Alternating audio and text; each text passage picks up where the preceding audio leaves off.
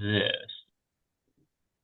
All Okay. right. Well, thank you everyone for coming today. It's good to see a good crowd here. Obviously, it's a very hot topic we have today. So today we're going to be talking about the presidential power and the unitary executive theory. Today's program is probably going to go a little longer than the hour. I know Dr. Stern is going to want to present also about the issue with the deportations that have been going on. So we're going to cover that too. So hopefully you'll stay tuned for the whole thing. Many of you I know have been and heard Dr. Stern before. He's delivered several wonderful presentations for us in the past, and we're very pleased to have him back. Dr. Stern holds Associate Emeritus Professor at Arizona State University and still continues to educate adult learners. And Dr. Stern, we're very grateful to have you with us today. Thank you. Thank you, Dan. I appreciate being able to speak with everyone. Um, I originally was going to talk just about the unitary executive, and then with the latest deportations, I said we have to talk about that. And it's just when I start to read the transcripts of what's going on in the courts with that, you will see how it connects up to this theory of the unitary executive. I have no problem with people asking questions. Um, I think it helps me understand where I'm saying something that is not clear or maybe in error. Um, so I'd be delighted to take questions. And I guess, Dan, you can see everybody? Okay. So if you can see everybody, I have a question and then you can tell me, Dan. Yes. How many people know what is meant by the term unitary executive theory? Not really getting a whole lot of, No. yeah, Okay. probably. Wonderful. Well, the Trump administration, when it came into office, brought forward a theory of the presidency that hasn't ever taken serious consideration in since 1789. They argue that there is what they call a unitary executive theory. It's a constitutional theory that states the president of the United States possesses sole authority over the executive branch. They believe that what that means is that the executive, who is the president, appoints and can remove anybody serving under the executive. In addition, he has control over all decision making that is done under the executive. And this combined with the case of Trump v. US, where the court gave extraordinary power to the president, has really made for an assertion of bold power by the Trump administration. They derived that theory first from Section 1 of Article 2. They'll often talk about Article 2, the executive branch article. And Article 1, Section 1, Article 2, Section 1, Clause 1 states the executive power shall be vested in a president of the United States of America. He shall hold his office during a term of 4 years. And then Section 3, he shall take care that the laws be faithfully executed and shall commission all the offices of the United States. Trump and his administration are arguing that when they say he shall take care that the laws be faithfully executed, they say that means the president is the interpreter of the laws. The president is the executioner of the laws. He executes them. And the president, therefore, is singularly powerful in the United States among the three branches.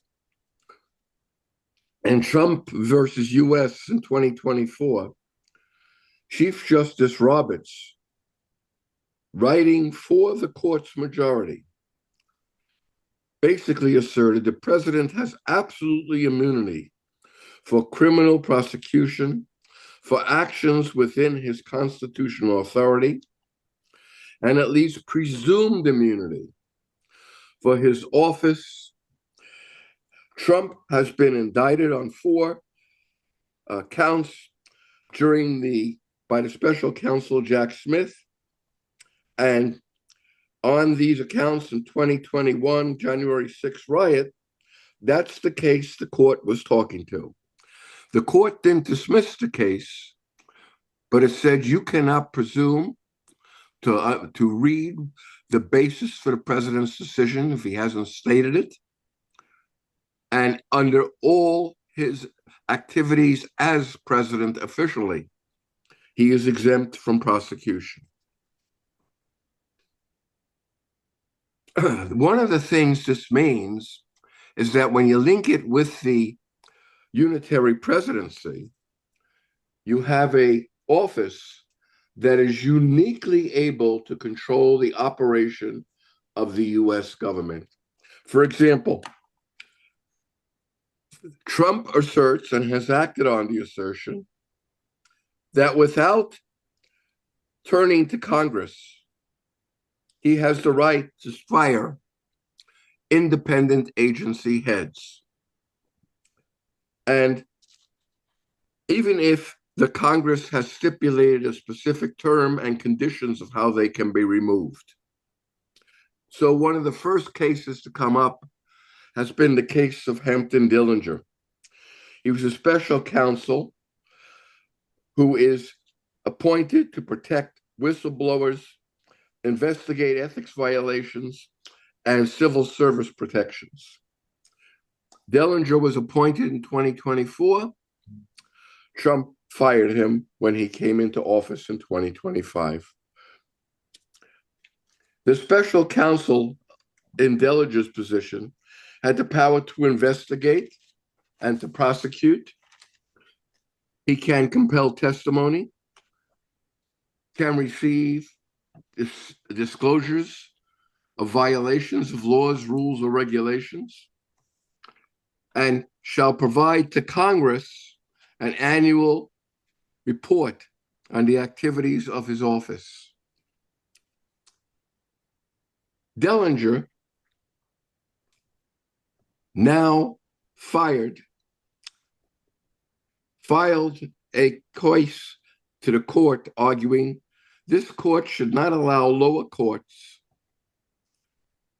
without permission to seize executive power. The president's people asserted that the president, and only the president, has the right to employ all executive agents. Thus far, the Trump administration has had contestations going over many of their actions, over 100, and they've lost by mid-March 93% of all contested cases at the district or appellate level. The latest being, which we will get back to, after the judge ordered an injunction in the deportation of the 200 plus Venezuelans to El Salvador, the administration took the case up to the appellate court, and the appellate court, in a decision written by a Republican appointee, has backed the judge's decision. The Trump administration has now appealed to the Supreme Court to take this as an emergency action to be dealt with, and the court has agreed to do that. Trump has directly called for, quote, the impeachment of a U.S. district judge who's head of the District of Columbia, District Judge John Boasberg. Boasberg wrote his decision providing the injunction, and Trump said in writing, "This judge, like many of the crooked judges I am forced to appear before, should be impeached." Boasberg, said Trump, is a radical left fanatic of a judge. That brought out the reaction from Chief Justice Roberts. Chief Justice Roberts had earlier warned the administration, who had been talking about impeaching judges, violence, intimidation, and defiance directed at judges because of their work undermines our republic and are wholly unacceptable. That was part of his annual report this year. Within hours after Trump called for the impeachment of Boasberg, Roberts wrote, let me get this exactly, "For more than 2 centuries, it has been established that impeachment is not an appropriate response to disagreement concerning a judicial decision. The normal appellate process exists for that purpose." End of quote. So this time, Roberts directly criticized Trump for talking about impeaching a judge whose decision he did not like. This radical judge, Boasberg, in fact, had been appointed initially to the bench by President H.W. Bush as a federal court in the District of Columbia. He was then appointed to the federal district court with a 99-0 vote of the Congress by President Obama. Judge Boasberg had been the judge who ordered Hillary Clinton's emails to be released during the 2020 election run-up. Boasberg ordered that Trump's tax records remain sealed from the public, as Trump wanted, unless Congress ordered otherwise or Trump ordered their release. Judge Boasberg presided for a 7-year term on the U.S. Foreign Intelligence Court, FISA, established in the wake of the 2001 attacks, and became the chief judge of FISA before he left the court. And he was appointed by Chief Justice Roberts. And that's one of the things I want to have you click into your heads. Here's a guy who serves as the chief judge of the Foreign Intelligence Court, appointed by the Chief Justice. It is difficult for me to understand how intemperate Trump is, given the connection between Boasberg and Roberts, if you're going to be sending the Boasberg case up to the Supreme Court. Judge Boasberg had placed and still has an injunction on the Trump administration sending 3 plane loads of Venezuelans to El Salvador. Those Venezuelans were arrested and placed on those planes without warrant. No judicial process was employed, including the use of FISA. Let me read to you the 4th Amendment of the U.S. Constitution, because for whatever reason, this hasn't been front and center during the recent deportation cases.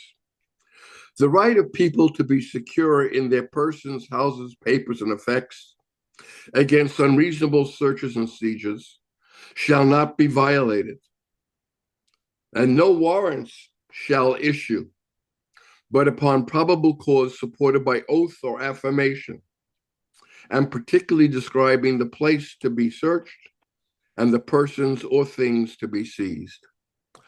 None of those Venezuelans who were placed on those planes had a warrant issued for them. Last week's pickup of a Turkish PhD student at Tufts University, which most of you probably saw a picture of her being surrounded by people in black outfits and masks, and then handcuffed and whisked off. She was immediately put on a plane, sent to Louisiana to be away from her attorney. No warrant had been issued. Her attorney, because she had been filmed, was notified and immediately has asked the court for a writ of habeas corpus.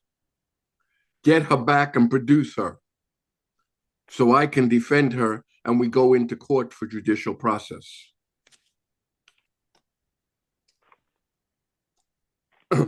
The administration was ordered to halt the flights. They argued 2 of the flights were already off the ground before his order came through in writing.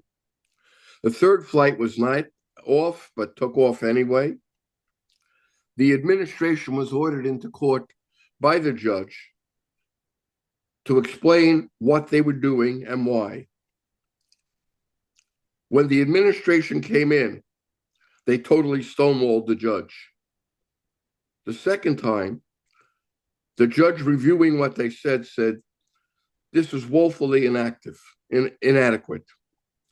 The Trump DOJ lawyers, in a plea that was made and signed by Attorney General Pam Bondi, accused the judge of, quote, intrusion into the prerogatives of the executive. Now we're back to the unitary theory. And they have refused to reveal any further information to the judge under the State Secrets Act.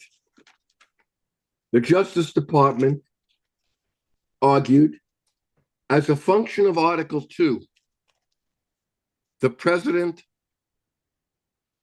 authority to, quote, protect the nation, end of quote, extends insofar as the president may determine these are criminal gang members who represent a significant threat to the United States, and the members should be summarily removed from the country as part of the threat. Now, they said they did this under a 1789 Alien Extradition Act. What they didn't say is that act specifically is operative during times of war and has only been used in the War of 1812, World War I, and World War II. The last time it was used was for the roundup and internment, as well as extradition of Japanese during World War II. What they also did not say is the second component of the argument is that if we're not at war, there is a threat of imminent intrusion or invasion by a foreign power for this to be invoked. That has not existed. So clearly, they are reaching.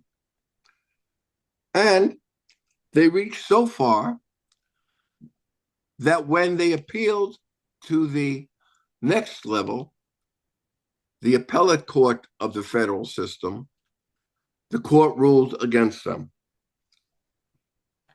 Tom Homans, Trump's border czar, after the decision of injunction, has stated the deportations will continue regardless of court rulings.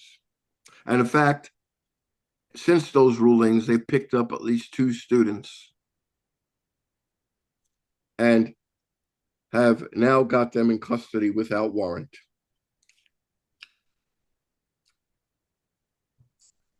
The administration has extended its attacks on the legal system, first by going after top law firms whose members or past members Trump does not like because of their taking action against him in the courts.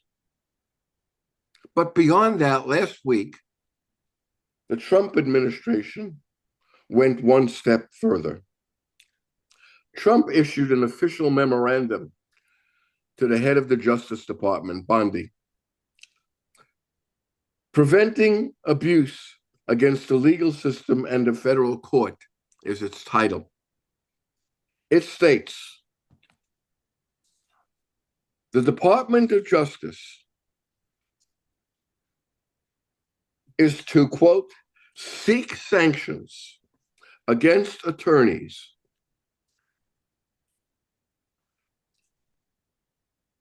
and law firms who engage in frivolous, unreasonable, and vexatious litigation against the United States. When you listen to that language, unreasonable, frivolous, vexatious, those are not necessarily terms that can be easily defined, but they are terms which will be used as the administration goes after law firms and attorneys who seek to go into a court to impede the Trump administration's agenda. The Unitary Executive Theory basically argues the President of the United States is the agency of government action in the United States. And that agency has large discretionary powers to act as its incumbent, the President of the United States, believes it should act. Article 1 of the Constitution says, all legislative powers herein guaranteed shall be vested in a Congress of the United States. The Congress has the right to raise taxes. The Congress, and only the Congress, has the right to set a budget. At this point, Trump is claiming the right to make the budget change as he sees fit, whether it's by eliminating or adding to particular elements that he wishes to add to. This is a very powerful presidency that has been created, one that was never envisioned by the founders, nor asked for by presidents from Washington until Trump. So I think I have spoken as much as I wanted to speak, but I wanted to leave lots of time. And I asked Dan to let us run over if questions come in and people want to continue questioning past the 10 o'clock hour. Please ask questions. Dan can see you. I cannot. Yeah, feel free to either, use the hand raising icon or, Marilyn, go ahead. Okay, first of all, thank you so much, Dr. Stern. I wish I could take your course. I really do. Anyway, a little thing of that Bosberg is in charge of Spygate, the latest scandal. Okay, my question to you is, what do you think about some of these law firms? I guess I know your answer, giving millions to Trump and more or less giving in. And then the question I also have is, what influence does Judge Roberts issued this statement? I know what you read, but what influence, what can Roberts actually, or the Supreme Court, do to stop Trump from issuing all of these orders that he's doing? And do you also think it's mainly because of vendettas that he's doing it? I do. So that's just a couple of questions I have for you. Small questions. Let's go first to there are a couple of law firms now, major law firms that have yielded to Trump's pressure. Mm-hmm. Law firms cited by Trump have lost clients. I am surprised that the ABA, the American Bar Association, has not made an official statement. frankly. I understand, though I haven't read it, that several hundred former Justice Department officials under Democrats and Republicans have now issued a statement against Trump's position on the law firms and going after lawyers and law firms. I think there's a lot of intimidation going on. And so a couple of major firms have yielded to the intimidation. As for what can the court do? What can Roberts do? That's a good question. And I know a lot of people are shaking their heads about it because if the court, for example, orders that the deportations be stopped and the administration doesn't stop them, the question becomes, well, who enforces the order of the court?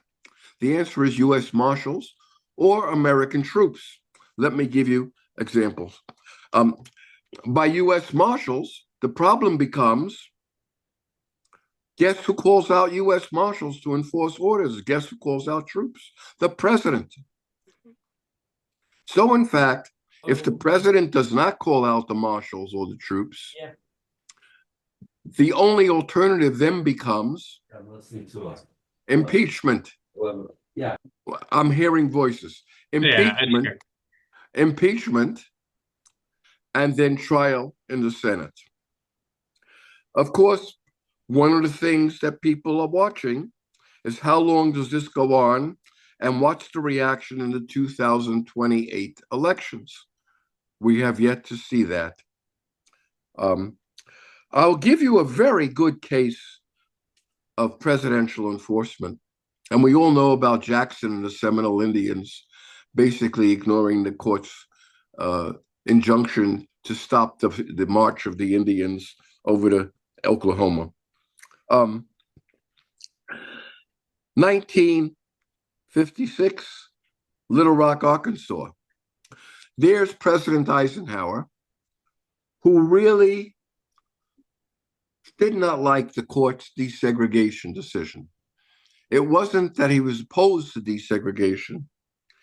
He thought the decision, even though it allowed for time for it to be enforced, had pushed the South too far too quickly. Yet, when Governor Forbes ordered Little Rock not to desegregate and sent in Arkansas forces, Eisenhower went on television, said his job was to enforce the laws of the United States as understood by the courts of the United States. And the net result was he sent in troops from Michigan, and they stayed there for a year to ensure that desegregation of the Little Rock High School was to be undertaken peacefully and remain peaceful. At this point in time, no one knows what Trump will do in a direct confrontation with the court. So I think I've answered your questions as best as I can. Thank you very much. Yes, thank you. Okay. All right, so we got a few in the chat. So Keith put in there that I guess he wanted you to comment on the tariffs, the kind of acts we've seen going around with Trump and tariffs. Do you have any comments on that? I didn't prepare for the tariffs, but actually I have a lunch meeting today that I'm supposed to host, and I did give a look at some of this. What's interesting is that the European tariffs on the United States are about 1.5% on average. Second, there are only 3 major large GDP countries in the world: the US, the EU, I'll include them as one country, and China. The largest investor in the US is Europe.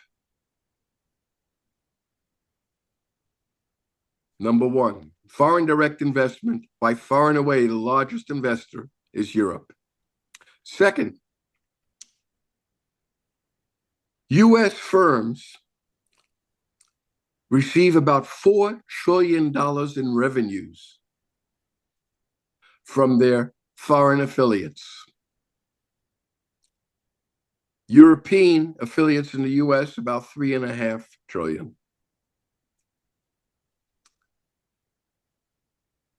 There is just an immense disruption that will occur should this escalate. The number one valued group of corporations is telecommunications and technology in the US. Europe is their number one market.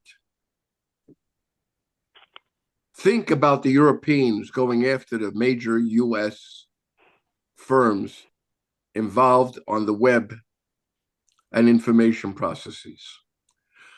I cannot tell you where this is going to go. What we do know is that 45% of US automobiles are defined as foreign made that are sold in this country.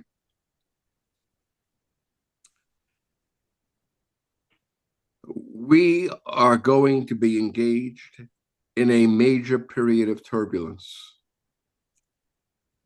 And the last time there were tariffs that were major factors in the economy was a period right during the onset of the Depression called Smoot-Hawley. And the Smoot-Hawley tariffs, most economists now agree, were a major factor in creating and worsening the ongoing decline of the economies across the world. So that's my answer. We are in for a period of turbulence. Remember, there's already a 25% tariff that Trump has put in place for steel and aluminum. Now a 25% tariff on cars that are imported to the US, not US manufactured. Next is coming parts. There is no US manufacturer that secures all of its parts in the US. Tesla is the number one US manufacturer for American cars. About 20% of its parts come from overseas, come from foreign locations. We import cars first from Mexico, second from the EU. The only major car that has a Chinese brand on it is Volvo. They own Volvo. But we are in for a very turbulent time, and it's the countries that have historically been our major trade partners and allies who will be engaged in this turbulence for the most part. That answer your question? You're getting a thumbs up, so yes. So excellent. Okay, so Beverly wants you to go a little bit more into the checks and balances that can control a president from becoming a dictator. So, and we're starting to get a little bit of talks about a third term by the administration. So, thoughts on that as well. We can roll that in there. I can't tell when he's really trolling or sometimes just saying things for effect. So let's talk first the third term. Article 22 of the Constitution. No person shall be elected to the office of the president more than twice, and no person who has held the office of president or acted as president for more than 2 years of a term to which some other person was elected president shall be elected to the office of the president more than once. There's all sorts of stuff that has been brought up. If someone else can become president, he could be vice president, he could then be appointed. I don't know where this goes. I think Trump is such an actor in a tornado of continuous turmoil that you just cannot predict where he's going to go with stuff. So I give everybody my insight into this. There's the wording of the 22nd Amendment. There's Trump's statements on Sunday. And let us hope that this doesn't become another controversy in action. And what was the other part of your question, sir? The other part of the question was just general checks and balances of that will prevent any president from becoming a dictator. Well, that's where the unitary theory has really put everything topsy-turvy. There is a reason that the Congress is Article 1. The legislative powers of Congress is Article 1 of the Constitution. The Congress is the only branch of government that can raise taxes. The Congress sets spending. The Congress ratifies recommendations of appointment to major offices by the president. That includes Supreme Court, that includes cabinet positions, that includes major deputy positions within the White House. It's very clear, at least to most people, that the intent was carried out for the first, up till the Wilson administration, really, except for the Civil War period. Congress totally dominated the U.S. political system at the federal level. During the Civil War, Lincoln had to take the reins and dominate it. During World War I, Wilson set up the War Production Board and dominated. In the Depression, FDR, in a major way, changed the structure of the executive department with the agreement of Congress to add all the federal agencies, though one should note that independent agencies had been in effect since the 1790s. And Trump's claim that he can hire and fire any head of an independent agency, that includes, and any agency, the Federal Election Commission, the Securities Commission, the Communications Commission, the Federal Reserve Board. Think of the power of a president who could single-handedly define the people who will overlook elections funding. That is the claim that Trump made. And actually, it's really interesting. There was a case in 1935 where an agency head did not like FDR's New Deal and kept ruling against him.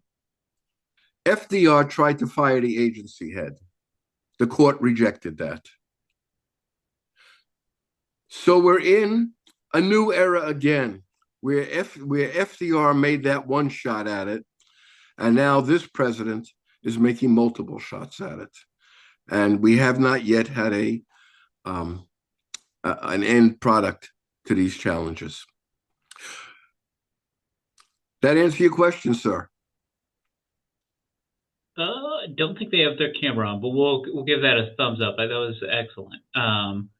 So we have Yvonne. She is asking, what should individual citizens do during these challenging times? What's that? What should an individual do? Yeah, what should an individual do during challenging times? You're really asking, Stern, what's your position? In fact, I'll give you a little vignette. I'm at the gym a couple of weeks ago, the day after Trump gave his talk to the joint session of Congress. And someone whose face I recognize comes up to me. It's the JCC, the Jewish Community Center. And he says to me, What did you think of Trump's speech? I said, well, it was a speech to his supporters, a rallying speech. He said, isn't that guy a jerk? I said, well, that wasn't the speech of a jerk. It was a speech of a pretty able politician rallying his troops. He said, the guy's a jerk and you're an idiot for defending him. And that's the era we live in, huh? Both sides are clearly taught in their feelings about what is going on. I could tell you from a personal perspective, I clearly believe, as you could tell from my talk, that he is overstepping the bounds of legitimate executive decision-making. The single most consistent player in court to oppose the Trump administration's moves in the Unitary Executive is the American Civil Liberties Union. And so this past weekend, I gave another $100 to the American Civil Liberties Union because they were doing a drive for matching monies. So one thing I would do is I give money to the agencies that I feel can effectively have opposition. And that's one of the things I do. The other thing you can do is you can call your congressman or senator, email them. I had been directly connected to Capitol Hill at one point and the White House. And they do keep a record of who calls in, who writes, the topic, and their position. You can let your congressperson or senator know where you are. And I understand you have a senator or two that is not exactly anti-Trump, but you could let them know where you are.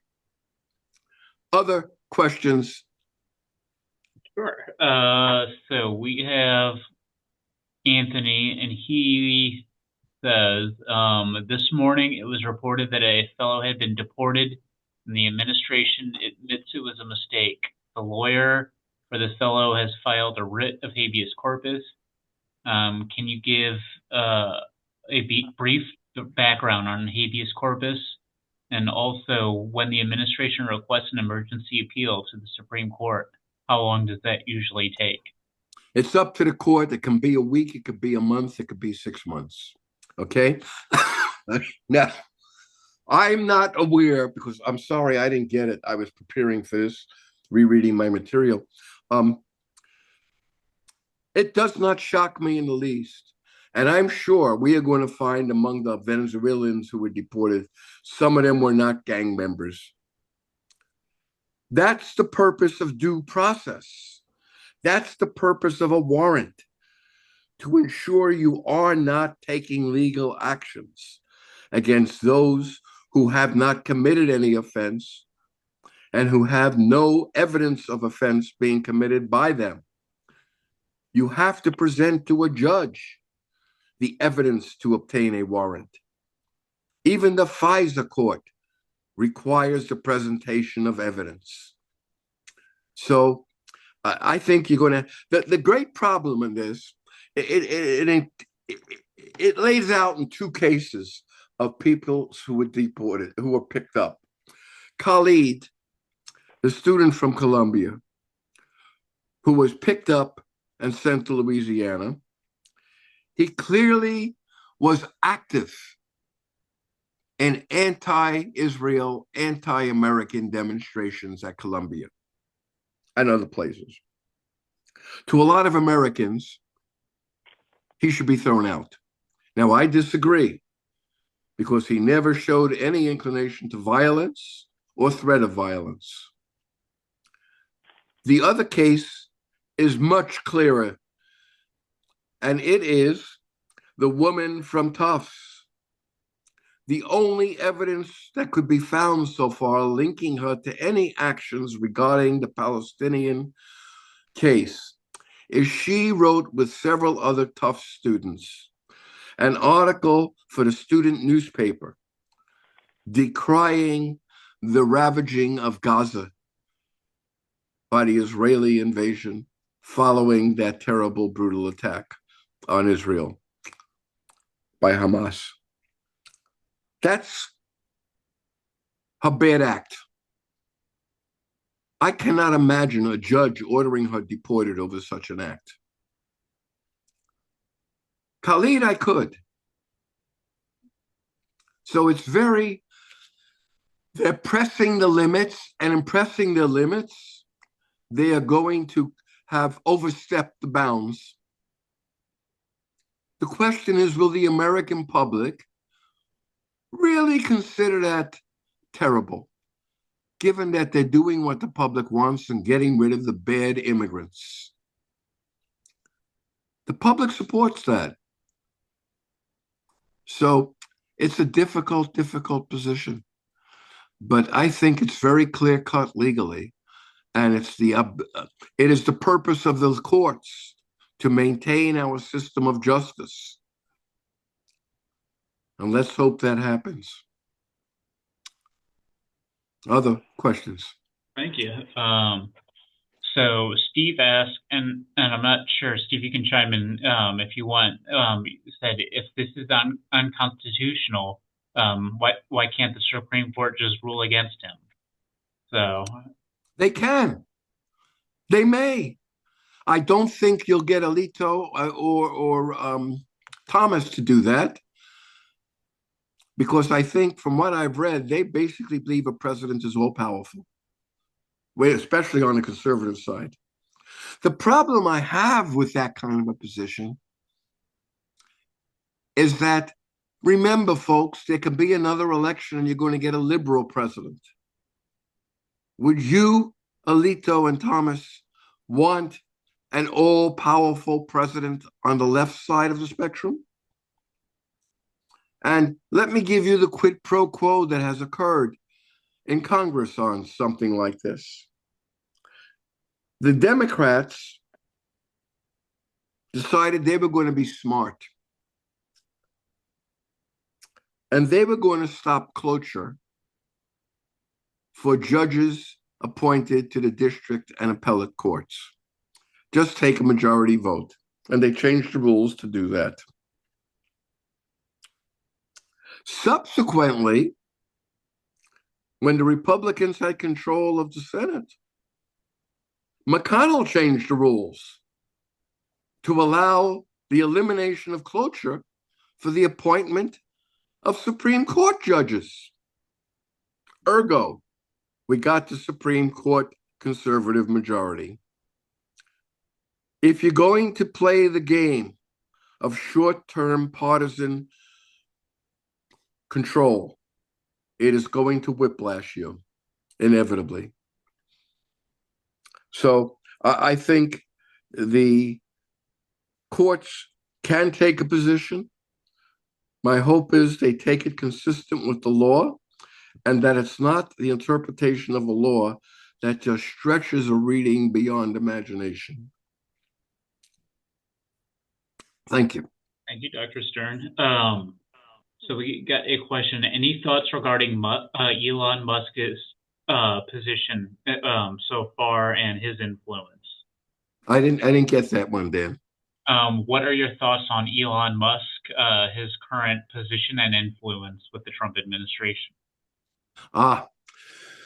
Elon Musk is a creature of Trump. You know, Bernard Baruch was the major advisor to President Wilson in World War I, holds a $1 a year position. Musk is clearly Trump's appointee in a rigged up system, jerry-rigged, and he is doing what Trump wants.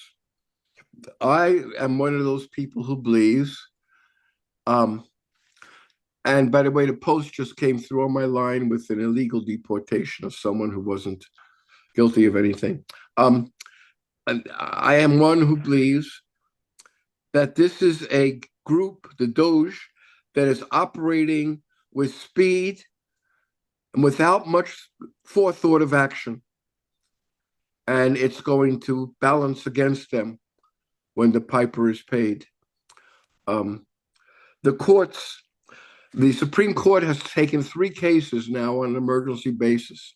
One is the thousands of probationary appointees in the federal government, Doge, who were dismissed without cause. And actually, there's a whole set of civil service laws that says they are entitled to process. All of that was ignored. The court has agreed to take that case. The Supreme Court has agreed to take the case of the birthright people who were born here of parents of foreign citizenship. Trump has taken the position they're not entitled to U.S. citizenship. And then third, the Supreme Court has agreed to take the case of the Venezuelan deportations to El Salvador. That's where we are at this point. The court takes it and will set dates for the hearings. Okay, thank you, Dr. Stern. So one thing I'm curious, whenever we take a look maybe globally in situations like we get where we're in and, people looking for more authoritarian leadership, if, you want to use that term, what's the prognosis usually like? Is it, I'm trying to think of like countries that have swung towards that, and usually it's kind of like a long period of, you think like Chile or, Pinochet and stuff like that, sometimes that takes a long time to correct and get back to like a more liberal style of democracy, Well, there's a wonderful Brazilian picture I saw recently. And in fact, the actress got the Best Actress Award, and the film won the Best Foreign Film. I Am Still Here. And it's about a woman, it's a true story, whose husband one day is abducted under the military dictatorship in Brazil. And she spends years looking for what happened to him. Finally, she finds out that within a short time after he was abducted, they killed him. He was rounded up, much like that woman from Tufts University. Broad daylight, seized, people saw it, and the government said, that's it, we don't know anything. We have got to have the maintenance of the rule of law for this country to stay an effective democratic republic.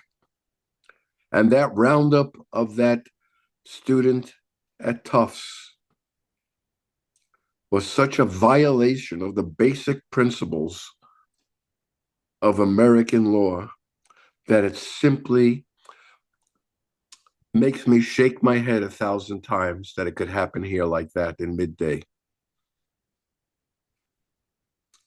Dan? Excellent, thank you. So, Marilyn, go ahead. Oh, I don't want to go before anybody. Anybody else? Yeah, you can go ahead. Yeah. Okay, all right. I've had people in my classes, Dr. Stern, comparing it to what the Nazis did and Hitler. I'm just commenting on that.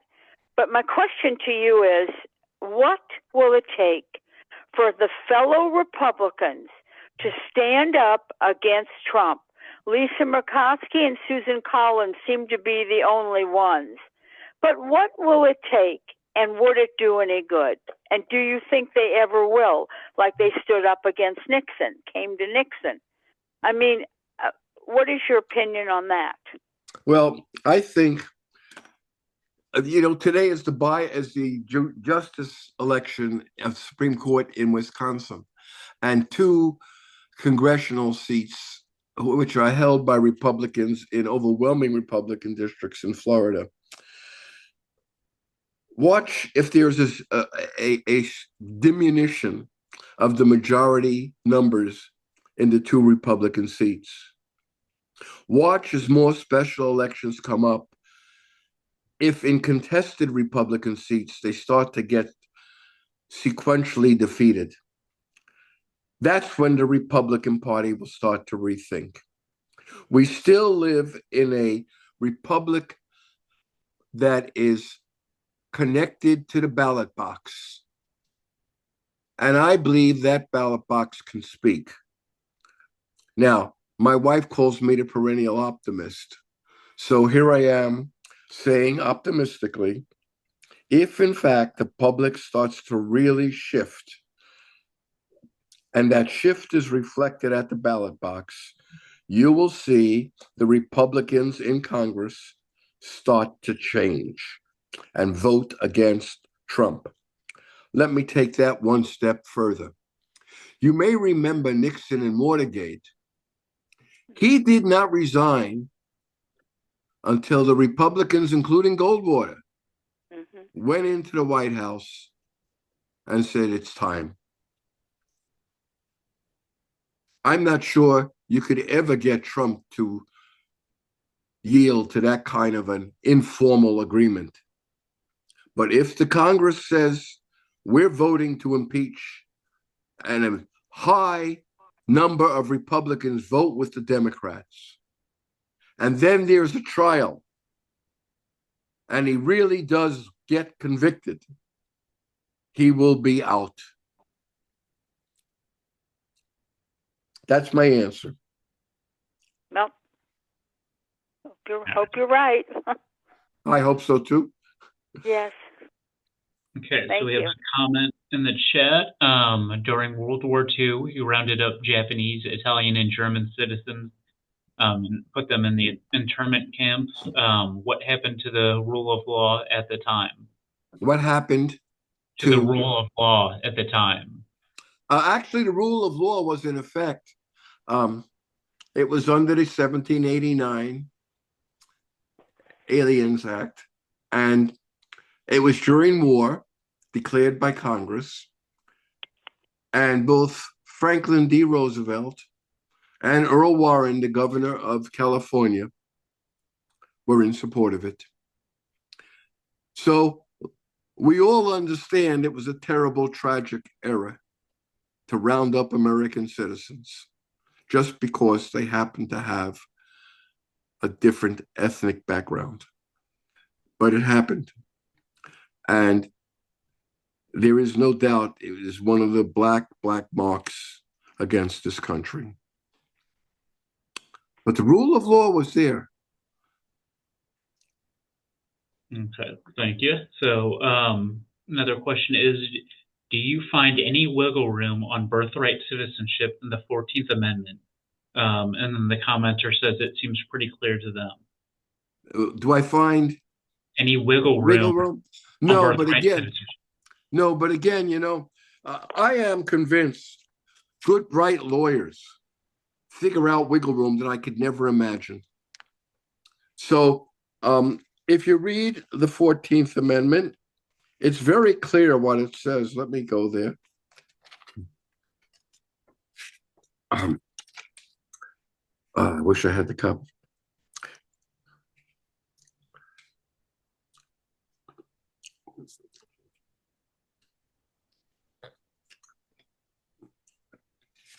I'm looking up for.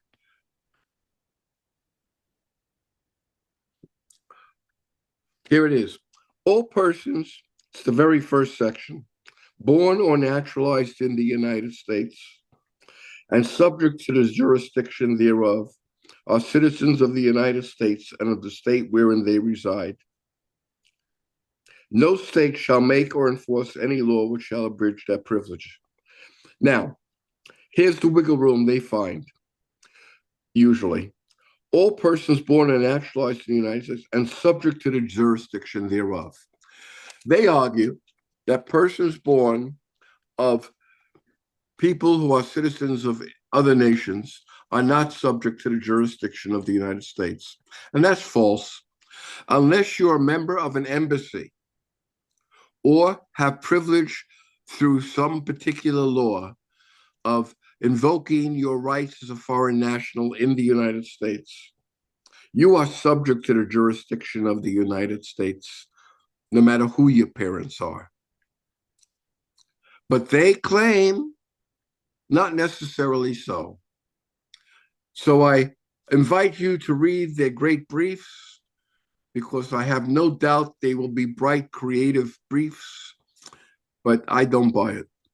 That's the answer. Okay. All right. Anybody have any more questions that? I'd like to make a couple comments and have one question. Okay, go ahead. First comment on what you can do. It was mentioned to write to your congressman or senator. Start out or somewhere within the body of your comments, use the phrase as a registered voter in your district, because that means you have a voice in hiring or firing the congressman or senator. Very nice. Thank you. Good comment. Yeah. Okay. Second, what is necessary, I think, is a big emphasis on voter registration. When you have a voter registration drive, you have to accept anybody who comes up who wants to register and is qualified. But you can choose where you want to have the drives, the community centers, schools, church, and you can pick a neighborhood where you know most of the people are going to favor your philosophy. Okay, those are the two comments. And one question. I like your comment, especially the end of your second comment. Yeah. Picking the neighborhood where to register the voters. Now, in Arizona, actually, you go down to register your car or to get a license at the Motor Vehicle Bureau, you can be enrolled as a voter. I'd also like to add, when it comes time to vote, the party, your favorite party, whichever one that is, should make arrangements to help people with transportation and maybe babysitting, anything to get them out. Okay, now the question. I will identify myself as a liberal, and I give to liberal causes. So they send me these petitions to sign.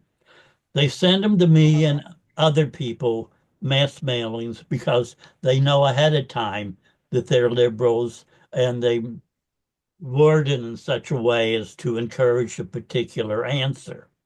Now, when the organization puts them together and sends it to, say, a conservative senator, do they look at it and say, oh, well, yeah, what do we expect? I'm just going to disregard it. So does it really do any good on those things?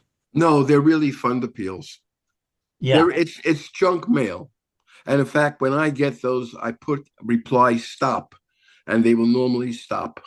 Yeah, so if you get a message right at the bottom, reply stop, and you won't get them any. Those are really fundraising. And everybody understands those are just push polls, they call them. Not worth anything. It's a little bit insulting. The ACLU does it on their surveys. They know pretty much what you're going to answer. Yes. Yes. All right. Thank you. So looking forward, Dr. Stern, any predictions on, you think, typically we've seen like big, I guess, corrections, in the off-election years, but given the dynamics of, it seems like the working class generally is shifting, and we saw big changes in minority voting patterns last election. Do you think we'll see that, or do you think it could be an unanticipated, that will still be divine?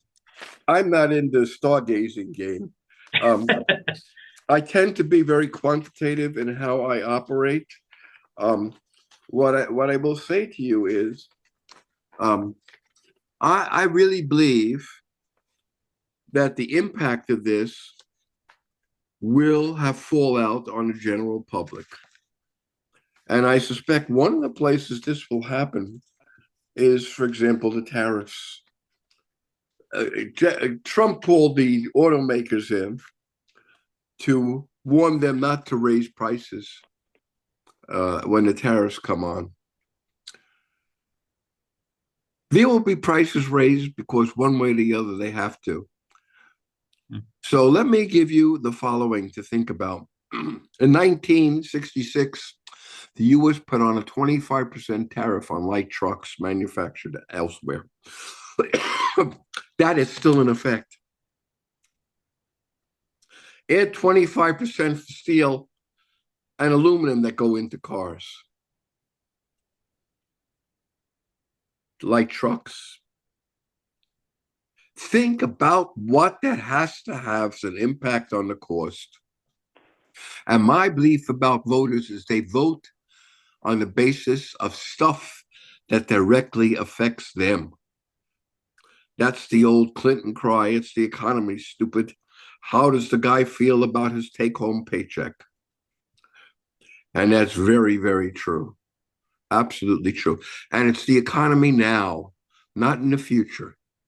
Is there an outbreak of a severe illness now that's directly attributable to what Kennedy is doing in Health and Human Services? It is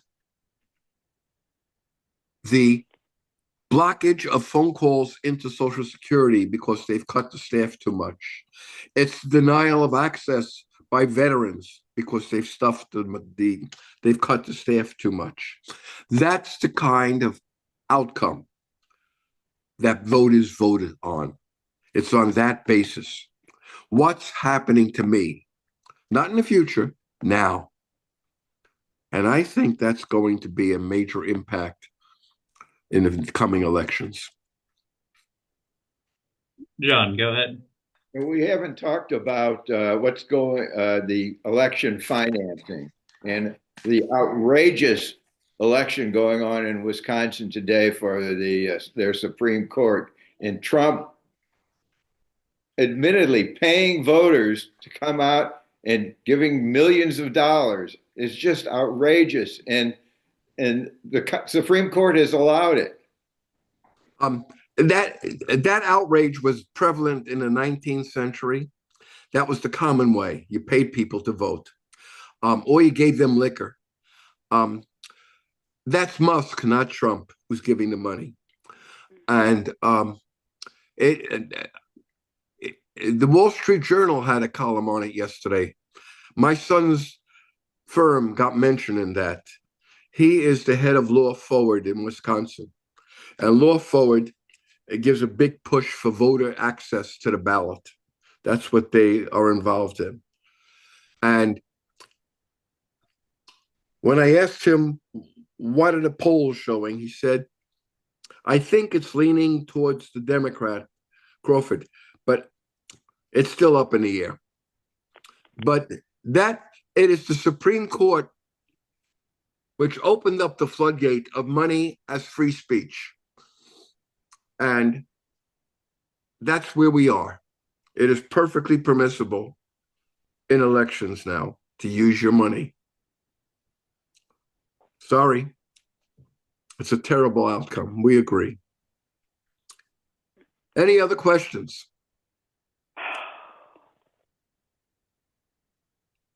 Well, I have one other statement. What Sure, do you go ahead, think about this? What will determine the outcome of the election, a big determining fact is the economy. But in my mind, what will determine it is how the Democrats handle themselves and if they have any credible candidate, which that's a big question. Do they have anybody right now on the horizon? I mean, maybe Josh Shapiro, maybe J.B. Pritzker. I don't know. Let me respond to that, because Okay. I think you're raising a good issue. The out party, which is the Democrats, normally has a very hard time saying, here's our leader. But if you go back from Carter to Clinton to Obama, none of those three, none of them were considered major potential candidates for the presidency before the election season began. In fact, I'll give you a little story. I like little stories. I was asked to come to Arizona State to give a talk, and it was, let's see, 2008, 2007. And Obama was here scheduled to give a talk at Arizona State. And I went to hear him. And I was living in Virginia then. I heard him. I called up my wife and I said, this fellow Obama is running for the presidency. I said, he is very likely to become the nominee of the Democratic Party. And she looked at me and she said, what? She said, I heard his talk. This guy has all the requisite strengths to become president of the United States, and his campaigning will be incredibly effective. So I don't get too excited about the lack of a visible presidential nominee on the Democratic side at this point in time. I mean, speak and think about Trump. The thing about the United States is we have an open primary system. And that means who knows who can get the nomination. We start from point X, but where we end up with is often unknown until we get the process moving. That's my response to you. Thank you. You're welcome. Yeah, thank you, Marilyn. And for those who don't know, Harvey Gerstein and Marilyn Alton do a bi-weekly, typically, political discussion program. Please tune in whenever you get the chance for that. I know before we close, Harvey, you were just told me you had your next topic. So I don't know if you care to mention that at the moment. You're on mute.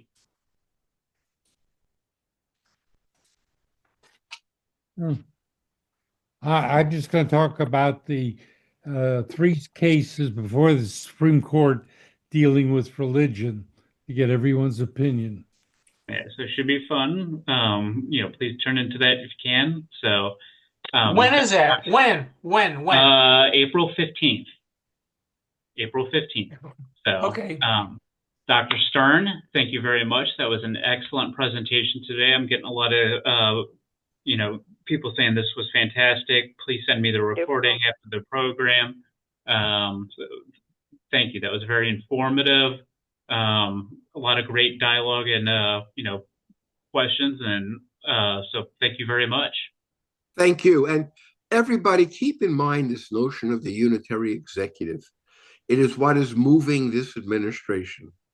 They absolutely accept as a fundamental principle that this is how the Constitution intended the executive office of the United States to work. Thank you very much. Thank you. I have one quick question. Do you really think it's beneficial to write to Senator Hawley? Yes. Okay. I've been hesitating because of who he is, and okay, but I'll go for it. Thanks. You're welcome. Thanks for everything. You're welcome. Thank you. Thank you. Very informative. Thank you. Good to speak with everyone. Have a great week. Thanks, Have a Mark. good Passover's coming, everybody. Enjoy your grandchildren and have a great Thank Passover. you. Take care, Dr. Stern. Hopefully you enjoy this nice bit of weather before the temperatures start to scorch out there. So out here in Palm Springs, the weather is 60-degree wind, sand blowing everywhere. Gonna have to come back to St. Louis, Ernie. I'm on my way tomorrow. Are you? All right. Well, I look forward to seeing you whenever you can make it up here. So coming back to the thunderstorms and rain. It'll be a pleasure. Bye-bye. Take care, everyone. Thank you all.